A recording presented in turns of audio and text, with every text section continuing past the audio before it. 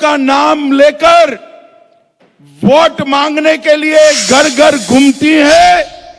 1954 के उपचुनाव में बाबा साहब के खिलाफ मोर्चा लगाने का काम यही कांग्रेस पार्टी ने किया। चाहे 1952 हो, चाहे 54 हो, एड़ी चोटी का जोर लगाकर बाबा साहब को हराने का काम किया।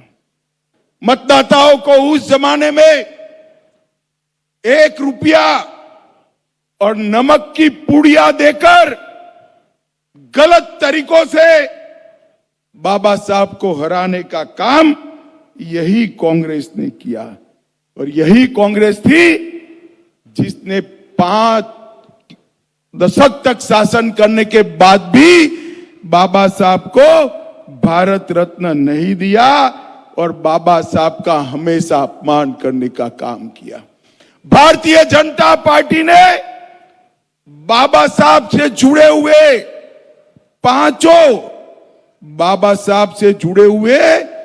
पांचों तीर्थ स्थानों को सम्मानित कर बाबा साहब को युगों युगों तक अमर करने का काम भारतीय जनता पार्टी ने किया।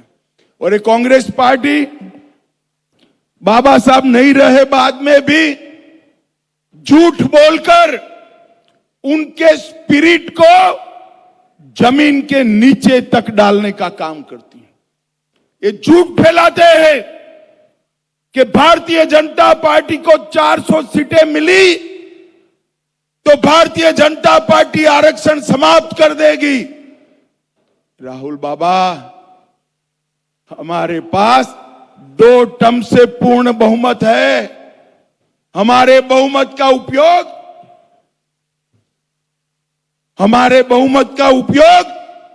हमने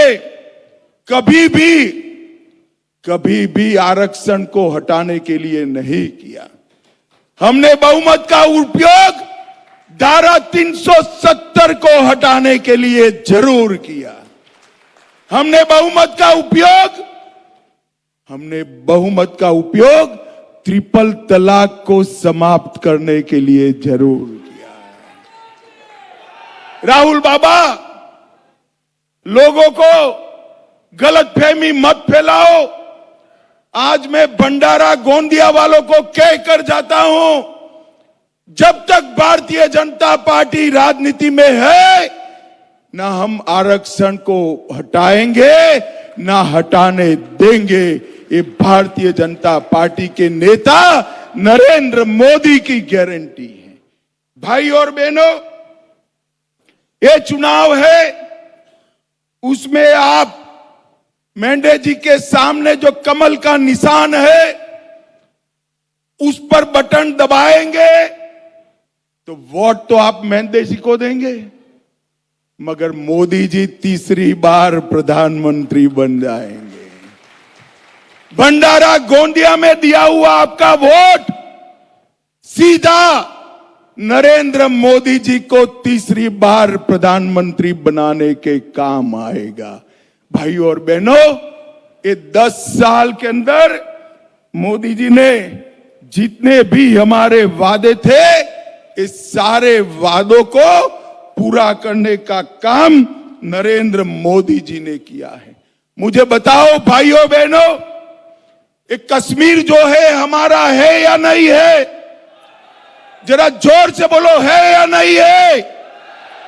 एक खड़गे साहब कहते हैं राजस्थान और महाराष्ट्र वालों को कश्मीर से क्या लेना देना। अरे खड़गे जी, आपको मालूम नहीं है, भंडारा गोंदिया का एक एक युवा कश्मीर के लिए अपनी जान दे सकता है, जान दे सकता है। भाई और बहनों, मुझे बताओ, धारा 370 समाप्त करनी चाहिए थी या नहीं करनी चाहिए थी? कश्मीर में तिरंगा फहरना चाहिए या नहीं फहरना चाहिए? 70 साल से ये कांग्रेस पार्टी धारा 370 को अनौरस बच्चे की तरह गोदी में खिलाती थी। आपने मोदी जी को दूसरी बार पूर्ण बहुमत दिया। 5 अगस्त 2019 को मोदी जी ने धारा 370 को समाप्त कर दिया। भाई और बहनों, 17 तारीख को रामनवमी है। मुझे बताओ, मुझे आप सभी लोग बताओ, अयोध्या में राम मंदिर बनना चाहिए था या नहीं बनना चाहिए था? जरा जोर से बोलो, बनना चाहिए था या नहीं बनना चाहिए था? सालों तक ये कांग्रेस पार्टी राम मंदिर के मुद्दे को अटकाती रही, लटकाती रही, भटकाती रही, नहीं बनने दिया। मोदी जी ने 5 साल में ही कोर्ट का फैसला भी लाया, भूमि पूजन भी किया और 22 जनवरी को प्राण प्रतिष्ठा भी कर दी। और इस 17 तारीख को 500 साल के बाद रामलल्ला अपना बर्थडे अपने भव्य मंदिर में भी बताएंगे। भाइयों, मोदी जी ने न केवल राम मंदिर बनाया, बाबा विश्वनाथ का कॉरिडोर बनाया, काशी विश्वनाथ का पुनरुद्धार किया, बद्रीनाथ केदारनाथ का नूतन नगरी बनाया, सोमनाथ का मंदिर सोने का बन रहा है और गुजरात में पावागढ़ पर शक्तिपीठ को 400 साल के बाद पुनर्स्थापित करने का काम नरेंद्र मोदी जी ने किया। भाई और बहनों, मोदी जी ने हमारे सभी सांस्कृतिक मानबिंदुओं को पुनर्जीवित करने का काम नरेंद्र मोदी जी ने किया है। नरेंद्र मोदी जी ने देश को सुरक्षित किया है, देश को समृद्ध किया है। 10 साल तक कांग्रेस की सरकार थी, सोनिया मनमोहन की सरकार थी। आए दिन पाकिस्तान से आलिया मालिया जमालिया आते थे, बम धमाके करते थे और चले जाते थे, कोई पूछने वाला नहीं था। मोदी जी आए, पुलवामा और उरी में हमला किया, मगर ये पाकिस्तानी आतंकवादी भूल गए एक कांग्रेस की सरकार नहीं है, भाजपा सरकार है और प्रधानमंत्री नरेंद्र मोदी है। भाई और बहनों, 10 ही दिन में सर्जिकल स्ट्राइक और एयर स्ट्राइक कर पाकिस्तान के घर में घुसकर आतंकवादियों का सफाया करने का काम नरेंद्र मोदी जी ने। हमारे विदर्भ को यहां पर भी नक्सलवाद छू गया था। आज 10 साल के अंदर महाराष्ट्र, ओडिशा, हैदराबाद, तेलंगाना, बिहार, झारखंड, इतने राज्यों से नक्सलवाद को समाप्त करने का काम नरेंद्र मोदी जी ने किया है। और मैं आपको कहने आया हूं भाइयों बहनों, एक मोदी गारंटी है, मोदी जी को तीसरी बार प्रधानमंत्री बना दो, 3 साल में छत्तीसगढ़ से भी नक्सलवाद को समाप्त करने का काम ये भारतीय जनता पार्टी की सरकार करेगी। अभी अभी राहुल बाबा घोषणा पत्र घोषित कर कहते थे हम गरीबों को गरीबी से बाहर निकालेंगे। अब ये राहुल बाबा का कैसे भरोसा करो भाई, वो तो कभी पढ़ते हैं नहीं, पुरानी बातों की जानकारी लेते हैं नहीं, उनको मालूम नहीं है इस बार के संकल्प पत्र में आपने जो वादा किया है वो आपकी दादी कर गई है। इंदिरा जी ने कहा था हम गरीबी हटाएंगे, इंदिरा जी गई, राजीव जी गए, सोनिया जी भी गई और राहुल बाबा आए, अब तक गरीबी नहीं हटी। मगर नरेंद्र मोदी जी ने 10 साल में गरीबों के लिए ढेर सारे काम किए हैं। देश के 25 करोड़ लोगों को गरीबी रेखा के बाहर निकालने का काम हमारे माननीय पंतप्रधान नरेंद्र मोदी जी ने किया है। 80 करोड़ लोगों को मुफ्त राशन, प्रति माह प्रति व्यक्ति 5 किलो राशन देने का काम नरेंद्र मोदी जी ने किया है। और तीसरी बार प्रधानमंत्री बना दो, अगले 5 साल तक और राशन मिलने वाला है, आज मोदी जी ने घोषणा कर दी है। 12 करोड़ से ज्यादा घरों में शौचालय 70 साल के बाद बनाने का काम नरेंद्र मोदी जी ने किया है। 4 करोड़ लोगों को, गरीबों को घर देने का काम नरेंद्र मोदी जी ने किया है। और आज ही घोषणा किया है कि 3 करोड़ और गरीबों को घर देने का काम ये नरेंद्र मोदी जी करेंगे। 10 करोड़ से ज्यादा लोगों को उज्ज्वला का गैस का सिलेंडर दिया है। और अब माताओं बहनों, खुशियां मनाना, नल से जल आता है, इसी तरह पाइप से गैस आपके घर में पहुंचाने का काम अगले 5 साल में होने वाला है। और 14 करोड़ गरीबों को नल से जल देने का काम नरेंद्र मोदी जी ने किया। भाई और बहनों, राहुल बाबा किसानों की बात करते हैं, मैं आज उनको पूछने आया हूं, 2013-14 में किसान कल्याण कृषि विभाग का बजट कितना था?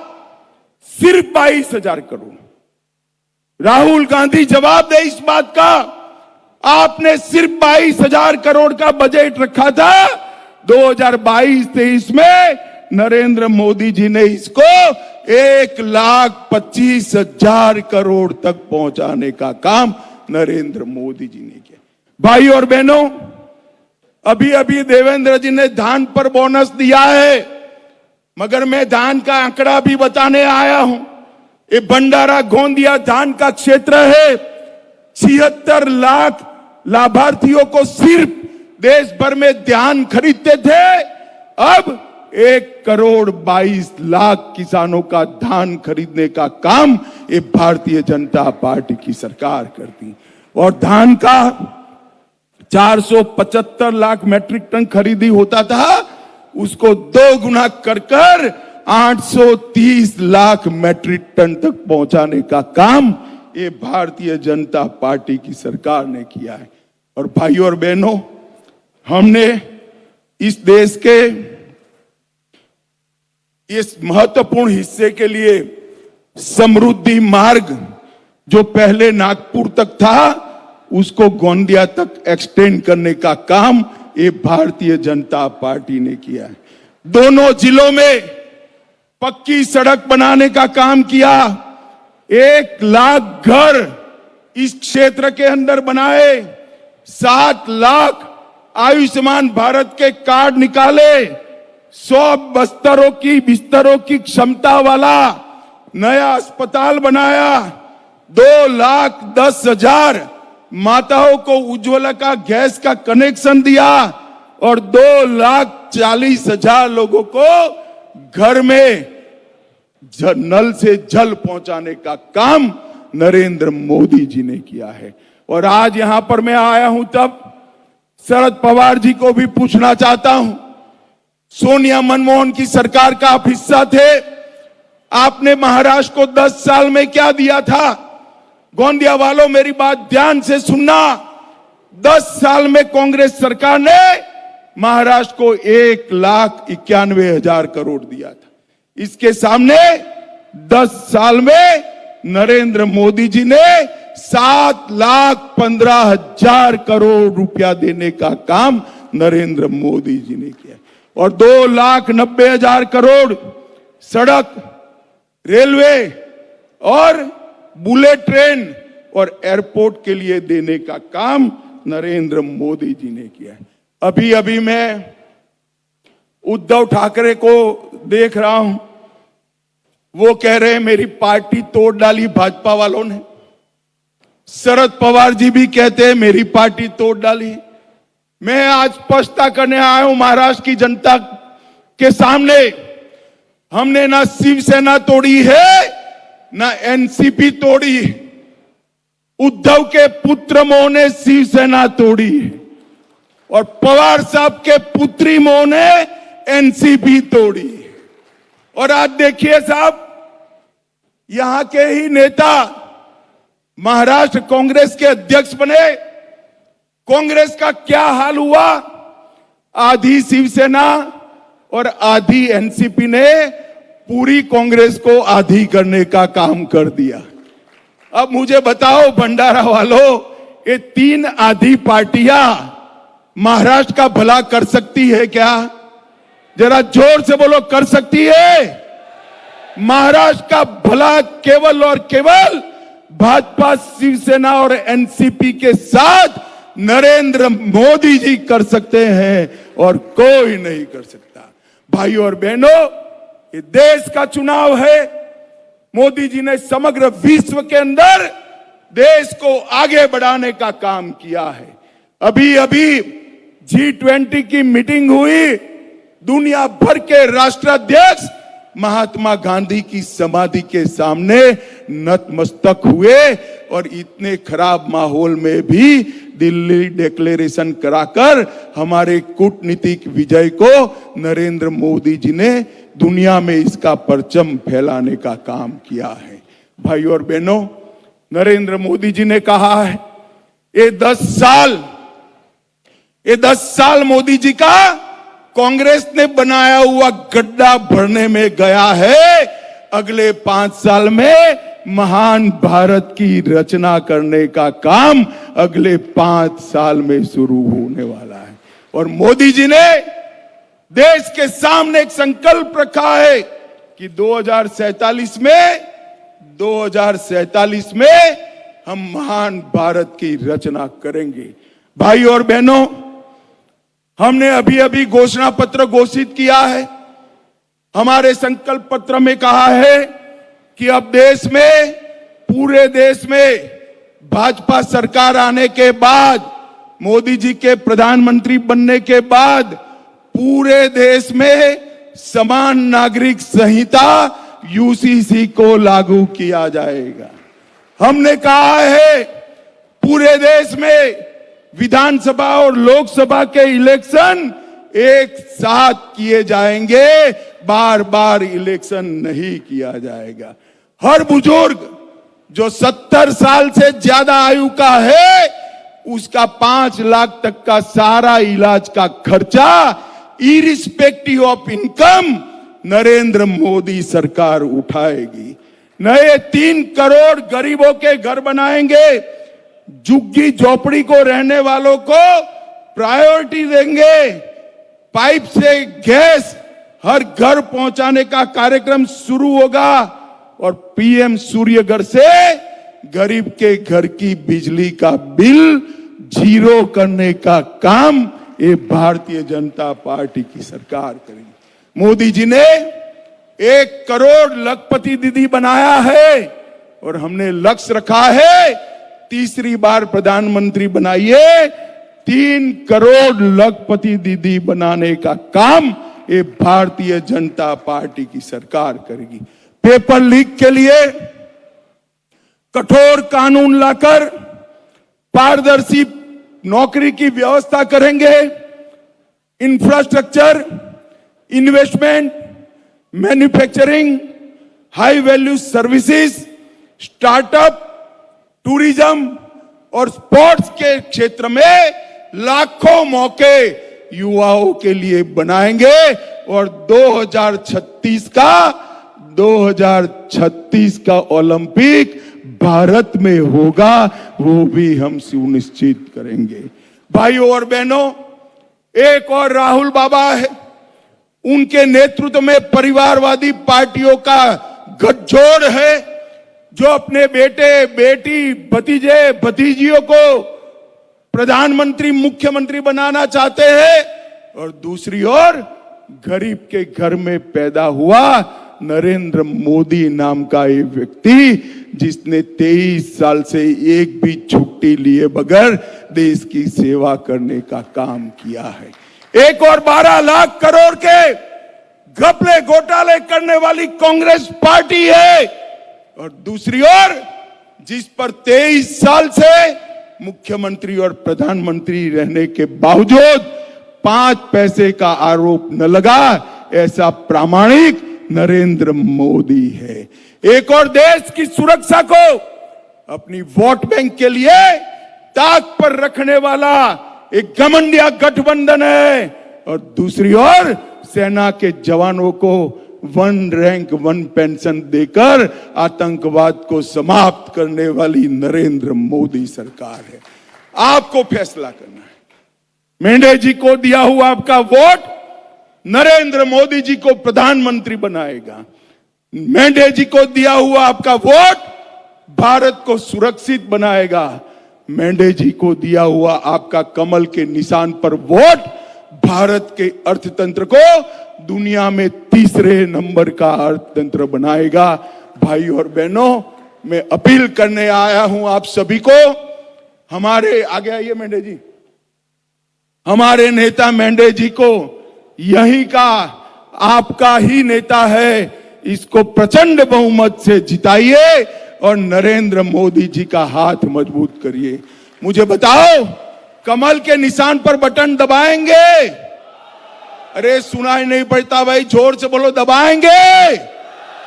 400 पार कराएंगे? मोदी जी को फिर से प्रधानमंत्री बनाएंगे? मेंढे जी को जिताएंगे? तो मेरे साथ दोनों हाथ उठाइए, उठाइए दोनों हाथ, विजय के संकल्प की मुट्ठी बींचे और बोलिए जय श्री राम, जय जय श्री राम। भारत माता की, भारत माता की। वंदे वंदे, जय जय जय जय जय शिवाजी, जय जय जय जय जय भवानी। आप सभी का बहुत बहुत धन्यवाद। बहुत बहुत आपण बहुत पाहतोय धन्यवाद अमित भाई। आपने अमित शहांची सभा या ठिकाणी पार पडलेली आहे। मेंढ्यांसाठी, मेंढ्यांच्या प्रचारासाठी ही सभा होत होती। सुरुवातीला फडणवीस आणि त्यानंतर अमित शहांनी या सभेमध्ये संबोधित केलेला आहे आणि यावेळी काँग्रेस आणि शिवसेनेवर अमित शहांनी घणाघाती टीका केली आहे। श्री सुनीलजी मेंढे यांच्या प्रचारार्थ पाहतोय आपण उद्धव ठाकरेंच्या पुत्रप्रेमामुळे शिवसेना फुटल्याचा आरोप त्यांनी केलाय। पवारांच्या मुलीवरील प्रेमामुळे राष्ट्रवादी फुटली। शहांचं उद्धव ठाकरे आणि शरद पवारांना त्यांनी उत्तर दिलेलं आहे। तर आम्ही शिवसेना राष्ट्रवादी फोडली नाही असं देखील त्यांनी स्पष्ट केलंय। उद्धव ठाकरेंच्या पुत्रप्रेमामुळे आणि पवारांच्या मुलीवरील त्यांच्या प्रेमामुळे राष्ट्रवादी आणि शिवसेना फुटल्याचा आरोप हा शहांनी केलाय। तर आम्ही कुठलाही पक्ष फोडलेला नाही असं देखील त्यांनी म्हटलंय।